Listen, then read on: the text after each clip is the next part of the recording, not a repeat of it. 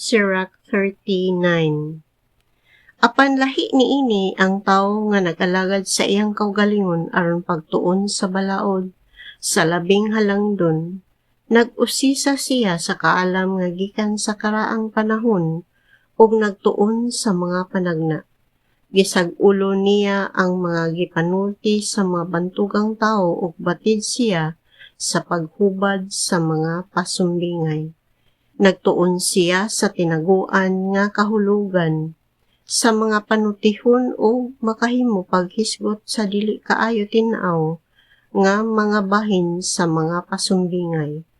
Ang mga dagkong tawo magtawag kaniya aron paalagaron siya kanila o makig-uban siya sa mga pangulo. Mupanaw siya ngadto sa mga yuta nga langyaw tungod sa iyang pagpaningkamot sa pagtuon may tungod sa kaayo o sa kadautan sa tawo. Mobangon siya og sayo aron sa pag-ampo ngadto sa Ginoo nga iyang magbubuhat, ug mangayo siya sa labing halangdon nga pasayloon ang iyang mga sala. Unya kun itugot sa gamhanang Ginoo, mapuno siya sa salabutan.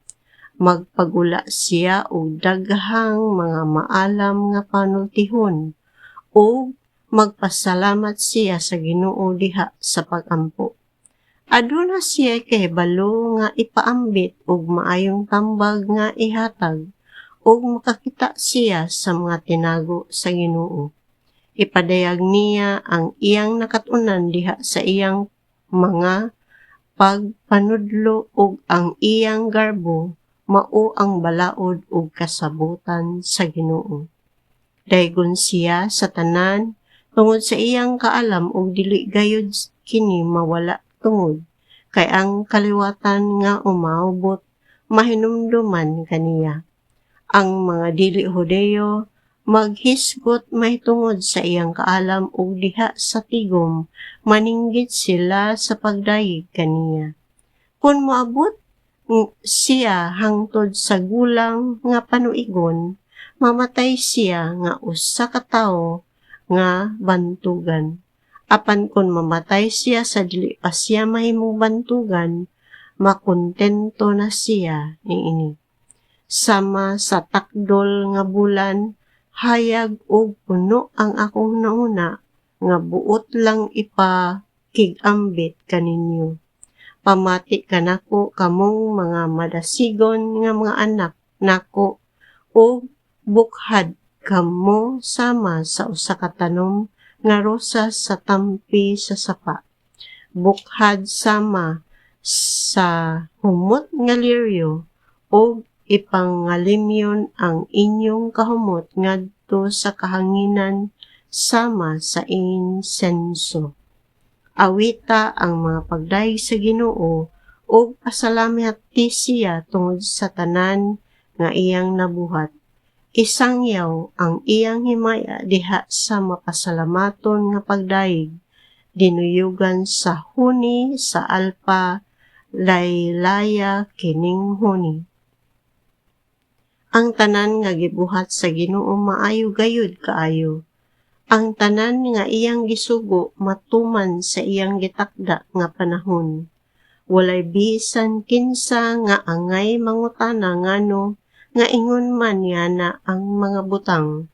Kining mga pangutanaha matubag inig abot sa husto nga panahon. Misugo siya og ang tubig na tipunog nga hataas, ug mitubo ang dagkong mga paril sa tubig sa iyang pagsulti. Bisan unsa ang iyang isugo matuman dayon, walay kinutuban ang iyang gahom sa pagluwas. Nakita niya ang tanan nga gibuhat sa tanang tawo, walay paagi sa pagtago gikan sa iyang pananaw. Nakita niya ang tibuok panahon, gikan sa sinugdan hangtod sa katapusan, ug walay butang nga makapakugang kaniya.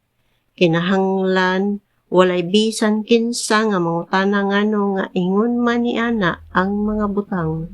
Ang tanan niyang binuhat adunay kaugalingong katuyuan. Ang iyang panalangin nagaawas sama sa Nilo, sama sa baha nga milukop sa uga nga yuta. Gihimo niyang parat ang tubig nga tab-ang, ug iyang gipahamtangan sa iyang kapungot ang mga nasod. Alang sa mga Dios nun, ang iyang mga paagi matarong. Alang sa mga dautan, puno sila sa mga litag.